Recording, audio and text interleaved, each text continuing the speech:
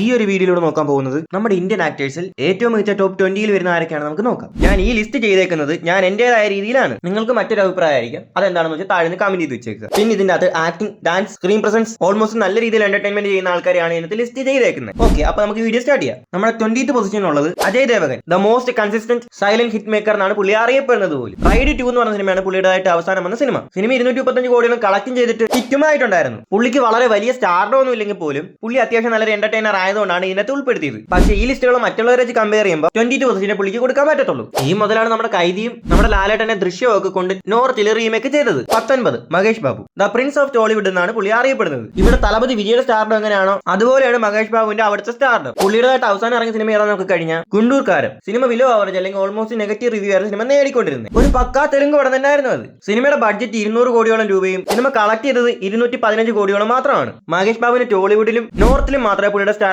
Build ചെയ്യാൻ പറ്റിയിട്ടുള്ളൂ. മറ്റൊരു രീതി പറഞ്ഞാൽ നമ്മുടെ കേരളത്തിൽ അല്ലെങ്കിൽ തമിഴ്നാട്ടിൽ പുള്ളിക്ക് വലിയ സ്റ്റാർഡോ അല്ലെങ്കിൽ ഫാൻ ബേസ് ഉണ്ടാക്കാൻ പറ്റിയിട്ടില്ല. ഞാൻ മുമ്പ് പറഞ്ഞ ഗുണ്ടൂർക്കാരൻ എന്ന് പറഞ്ഞ സിനിമ കേരളത്തിൽ നിന്ന് ആകെ 3 ലക്ഷം രൂപ മാത്രമേ കളക്ട് ചെയ്തിട്ടുള്ളൂ. തമിഴ്നാട്ടിലാണെങ്കിൽ വെറും 5 ലക്ഷം രൂപയും മാത്രമാണ് കളക്ട് ചെയ്തത്. ഇതുകൊണ്ടൊക്കെയാണ് പുള്ളിയെ 19th പൊസിഷനിൽ പറഞ്ഞത്. പക്ഷെ അടുത്തതായിട്ട് വരാനിരിക്കുന്നത് ഒരു വൻ സംഭവമാണ്. അതേതാണെന്ന് നോക്കിക്കഴിഞ്ഞാൽ Varanasi, directed by one and only SS Rajamouli. സിനിമയുടെ ബഡ്ജറ്റ് ആയിട്ട് വരുന്നത് 1000 കോടിയോളം രൂപയാണ്. ഡയറക്ടർ രാജമൗലി ആയതുകൊണ്ട് തന്നെ നല്ലൊരു സിനിമ കാണാനും പറ്റും. ഈ സിനിമ കൊണ്ട് മഹേഷ് ബാബുവിന്റെ സ്റ്റാർഡവും ഉയർത്താനായിട്ട് പറ്റും. 18 നമ്മുടെ നടുപ്പിൽ നായകൻ സൂര്യ. ഞാൻ സൂര്യ 18ാം സ്ഥാനത്ത് കൊണ്ടുവച്ചതിൽ പലർക്കും ഇതിനകത്ത് യോജിക്കാൻ പറ്റത്തില്ലായിരിക്കും. ഞാൻ സൂര്യ 18ാം സ്ഥാനത്ത് കൊണ്ടുവെക്കാൻ കാരണം സൂര്യ ഇപ്പൊ സെലക്ട് ചെയ്യുന്ന സ്ക്രിപ്റ്റും പുള്ളിയുടെ ഇപ്പോഴത്തെ ബോക്സ് ഓഫീസ് സക്സസും കൊണ്ടാണ്. പുള്ളിയുടെ ആക്ടിംഗ് ലെവലൊക്കെ എന്താണെന്നുള്ള കാര്യം നമുക്ക് അറിയാവുന്ന കാര്യമാണ്. അത് ഈ ലിസ്റ്റിലുള്ള പല നടന്മാരെക്കാളും കൂടുതലാണ് പുള്ളിയുടെ ആക്ടിംഗ്. ഇത് ആക്ടിംഗ് ബേസിലുള്ള ഒരു വീഡിയോ ആയിരുന്നെങ്കിൽ ടോപ്പ് 5ൽ സൂര്യ എന്തായാലും ഉണ്ടായേനെ. സൂര്യയുടെ ഭാഗത്തുനിന്ന് അവസാനം വന്ന സിനിമയായിരുന്നു കങ്കുവ. ആ സിനിമയുടെ അവസ്ഥ എത്രത്തോളം പരിതാപകരമായിരുന്നു ഞാൻ പറയണ്ടല്ലോ. കങ്കുവയുടെ ബഡ്ജറ്റ് തന്നെ 300-350 കോടിയോളം രൂപയായിരുന്നു. പക്ഷേ സിനിമ കളക്ട് ചെയ്തത് വെറും 100 കോടിയായിരുന്നു. സിനിമ സൂര്യയുടെ കരിയറിലെയും ആ വർഷത്തെയും ഏറ്റവും വലിയ ഡിസാസ്റ്റർ ആയിരുന്നു.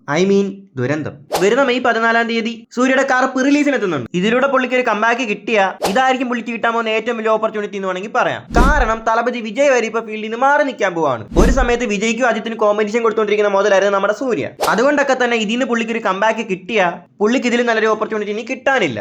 പല പുതുമുഖ നടന്മാർ 200-300 കോടി നേടുമ്പോൾ സൂര്യ ഇതുവരെ 200 കോടി ബോക്സ് ഓഫീസ് കളക്ഷൻ അച്ചീവ് ചെയ്തിട്ടേ ഇല്ല. കറുപ്പിലൂടെ 200 കോടി ഒന്നും പ്രതീക്ഷിക്കുന്നില്ലെങ്കിലും ഞാനൊരു വിജയ് ഫാൻ ആണെങ്കിൽ പോലും ഞാൻ സൂര്യയുടെ കമ്പാക്കിനായിട്ട് ഒരുപാട് ആഗ്രഹിക്കുന്നുണ്ട്. നിങ്ങൾ സൂര്യയുടെ കമ്പാക്കിനായിട്ട് വെയിറ്റ് ചെയ്യുന്നുണ്ടോ ഇല്ലയോ എന്ന് താഴെ കമന്റ് ചെയ്ത് വെച്ചേക്കുക. 17 മെഗാസ്റ്റാർ മമ്മൂട്ടി അല്ല, മെഗാസ്റ്റാർ സൽമാൻ ഖാൻ. ഇത് കേട്ടപ്പോൾ നിങ്ങൾ വേണമെങ്കിൽ ചോദിക്കുക സൂര്യക്കാലം ബെറ്റർ ആണോ സൽമാൻ ഖാൻ എന്ന്.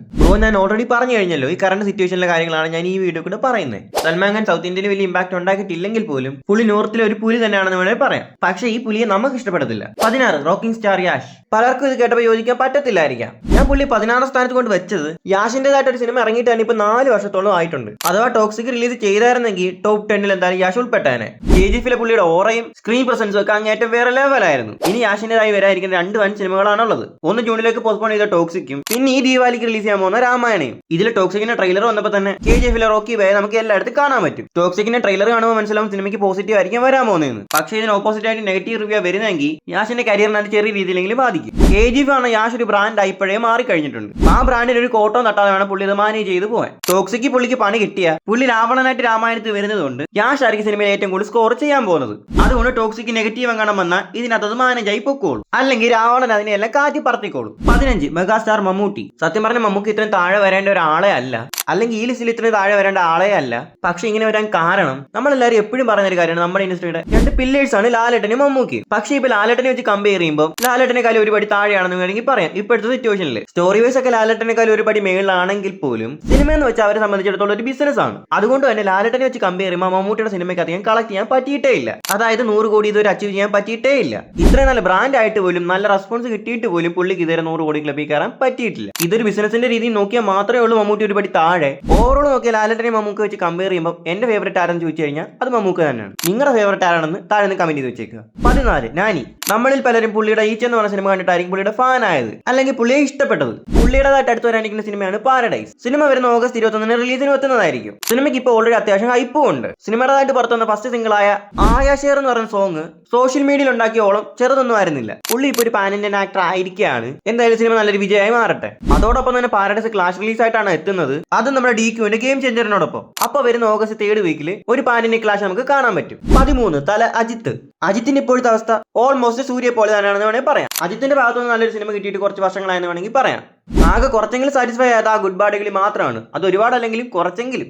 ഈ കഴിഞ്ഞ വർഷങ്ങൾക്ക് മുമ്പ് വരെ വിജയ്ക്ക് വരെ നല്ല ടഫ് കോമ്പറ്റീഷൻ കൊടുത്തിട്ടുള്ള മുതലായിരുന്നു നമ്മുടെ അജിത്ത്. പക്ഷെ അജിത്തിനും ഇപ്പൊ പഴയ ഓറ തിരിച്ചെടുക്കാനായിട്ട് പറ്റുന്നില്ല. മങ്കാത്ത ടു ഉണ്ടെന്നൊക്കെ പറയുന്നുണ്ടെങ്കിൽ പോലും മങ്കാത്ത വർക്കായതുപോലെ ഇത് എത്രത്തോളം വർക്കാവുമെന്ന് അറിയത്തേ ഇല്ല. അതിന് കണ്ടു തന്നെ അറിയണം. എന്റെ പേഴ്സണൽ ആയിട്ടുള്ള അഭിപ്രായം മങ്കാത്ത ടു ഒന്നും വേണ്ടത് തന്നെയാണ്. നിങ്ങളുടെ അഭിപ്രായം എന്താണെന്ന് താഴെ കമന്റ് ചെയ്ത് വെച്ചേക്കുക. 12 ബാലയ്യ. സത്യം പറഞ്ഞ ബാലയ്യ നമുക്കൊരു ട്രോൾ മെറ്റീരിയൽ ആണ്. പുള്ളി കാണിക്കുന്നതല്ല നമുക്ക് കോമഡിത്തരമായിട്ട് തോന്നുമെങ്കിൽ പോലും പുള്ളിയുടെ ഫാൻസിനൊക്കെ അത് മാസാണ്. ലേറ്റസ്റ്റ് ആയിട്ടൊക്കെ അഖണ്ഡ ടു കണ്ടവർക്കറിയാം അതിനകത്താണെങ്കിൽ ഒരൊറ്റ ലോജിക്ക് പോലും ഇല്ല. പക്ഷെ സിനിമ ഒരു ഫ്ലോപ്പ് ആയിരുന്നു.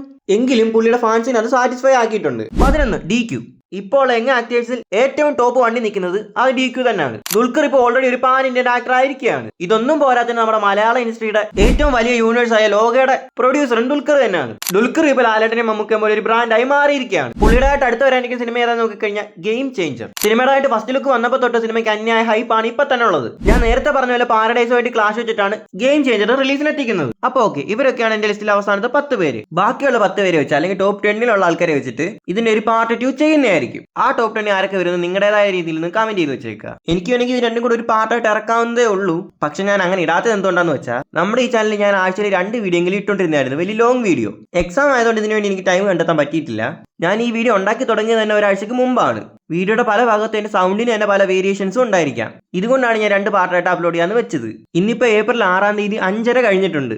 എനിക്ക് ഇന്ന് ഈ വീഡിയോ അപ്ലോഡ് ചെയ്യാൻ പറ്റുമോന്ന് പോലും അറിയത്തില്ല.